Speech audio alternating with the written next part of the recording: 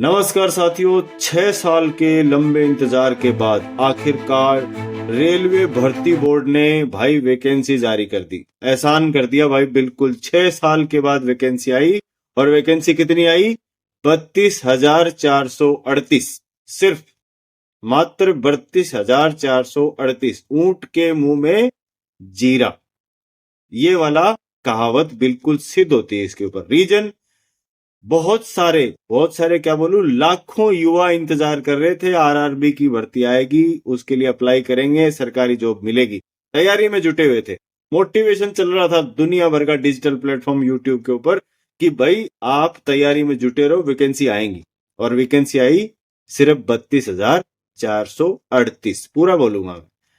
आज से दोस्तों अप्लाई करने के लिए डेट आ गई है, पर दोस्त सभी लगे हैं कि भाई नहीं करेंगे अप्लाई, और बढ़ाओ वैकेंसी। और डिजिटल जो प्लेटफॉर्म है उनके ऊपर पूरी मुहिम छेड़ रखी है। एकदम एक्स पे जाके देखो, एकदम ट्रेंड कर रहा है रेलवे वैकेंसी प्रोटेस्ट। क्यों? क्योंकि भाई सभी को इंतजार था इस चीज का। सारे जो भी बच्चे हैं वेट कर रहे थे इसका कि ये आरआरबी तो कम से कम सारी वैकेंसी जारी करेगा। और बहुत से जगह पे पता चला कि 3 से 4 लाख वैकेंसी खाली पड़ी है, पर उनको भरा नहीं जा रहा है। क्या रीजन है? देश का युवा तैयारी में जुटा है, बिल्कुल प्रिपरेशन कर रहा है कि जल्दी से जल्दी वैकेंसी आए और अपनी इसको जॉब को सिक्योर करे। बट ऐसा नहीं हुआ। तो छात्रों का कहना है कि ये वैकेंसी उनके उम्मीद के मुताबिक नहीं आई है, और बिल्कुल नहीं आई है। और सोशल मीडिया के ऊपर उन्होंने इस चीज का प्रोटेस्ट छेड़ दिया है।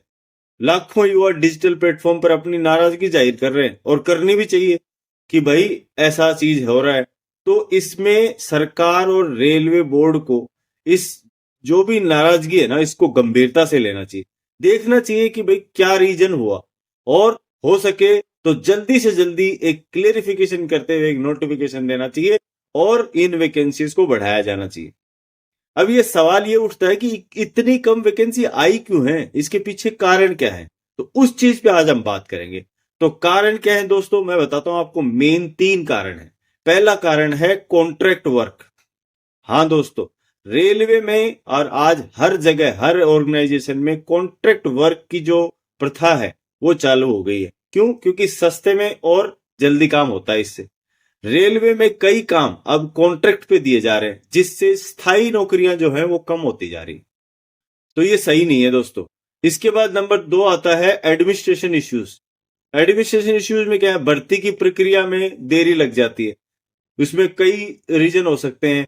चुनाव आ गए, आचार संहिता लग गई, प्रशासनिक समस्या आ गई, और कुछ प्रॉब्लम आ गई। इस वजह से जो भर्ती है वो एग्जाम आगे खिसक जाता है, या पेपर लीक हो जाता है, या और कुछ प्रॉब्लम हो जाती है। और इन सब की वजह से वो लंबे समय तक चलती रहती है। इससे क्या है? बैकलॉग क्रिएट होता रहता है वैकेंसीज का। और तीसरा चीज क्या है दोस्तों? टाइम लाइन को फॉलो नहीं करना। भर्ती की प्रक्रिया समय पर पूरी नहीं होती। अक्सर कई कई साल लग जाते हैं इसमें। क्या होता है, एक जगह से कहीं से भर्ती हुई, और उसके अंदर कहीं से बंदों ने कुछ स्टे लगवा दिया, उसके ऊपर नोटिफिकेशन लेके आ गए, तो भर्ती रुक जाती है वहीं पे। और फिर कोर्ट के ऑर्डर आएंगे, नहीं आएंगे, और कोर्ट के ऑर्डर तो पता ही है कितने दिन में आते हैं। तो अभी दोस्तों क्या हो रहा है, ये क्यों हो रहा है, वो आपको मैंने बताया कि कॉन्ट्रैक्ट वर्क, एडमिनिस्ट्रेशन इश्यूज और टाइमलाइन को फॉलो नहीं करना, ये 3 मेन कारण है। अभी दोस्तों की छात्र क्या मांग कर रहे हैं, क्या चाहिए युवाओं को? तो युवाओं को क्या चाहिए? सबसे पहली बात है, सभी खाली पद है उनको जल्दी से जल्दी भर्ती हो। 3 से 4 लाख है, कम से कम 1 लाख की वैकेंसी तो निकलनी चाहिए थी। और दूसरा, भर्ती की जो प्रक्रिया है वो बिल्कुल पारदर्शी बनाई जाए। एकदम ट्रांसपेरेंट सिस्टम होना चाहिए, ताकि सबको ये रहे कि हाँ बिल्कुल कोई यहाँ घपलेबाजी नहीं है, और ये किसी तरह का कुछ नहीं हो रहा। बढ़िया, एकदम बहुत ही ट्रांसपेरेंट सिस्टम है। और तीसरा, कॉन्ट्रैक्ट वर्क की बजाय स्थायी नौकरियों को देनी चाहिए। इससे क्या है, आपके अंदर कमिटमेंट आता है, उस ऑर्गेनाइजेशन के प्रति बंदे का जो लगाव होता है वो काम को अच्छे से करता है। लॉन्ग टर्म के लिए ये सब चीजें ऑर्गेनाइजेशन कैसे लो? शॉर्ट टर्म में हो सकता है कॉन्ट्रैक्ट वर्क आपको फास्ट दिखे, अच्छा दिखे, पैसा कम लगेगा, बट उससे धीरे धीरे धीरे धीरे धीरे जो ऑर्गेनाइजेशन की एक रेपुटेशन है वो गिर जाती है। क्योंकि कॉन्ट्रैक्ट वर्क काम कैसे करके जाएगा? वो तो चालू काम करके जाएगा, और चालू काम करेगा तो उसके अंदर आपको फिर ऑर्गेनाइजेशन को वो चीज भुगतनी पड़ेगी। तो ये बात है दोस्तों। तो दोस्तों ये मुद्दा सिर्फ छात्रों का नहीं है, बल्कि अपने देश के भविष्य का मुद्दा है। अगर आप भी इस मुद्दे से सहमत है तो इस वीडियो को ज्यादा से ज्यादा शेयर करो और इस बात को बताओ रेलवे को कि कितना जरूरी है ये वैकेंसीज निकालना, ताकि हमारे देश के जो युवा हैं अपना भविष्य सुधार सके और रेलवे में आके अपनी सेवाएं दे सके, जिससे कम से कम हमारे एक्सीडेंट हो, अच्छी से अच्छी सुविधाएं मिले और हमारे जो देश के नागरिक हैं उन सभी को बेहतर सुविधाएं मिल पाए।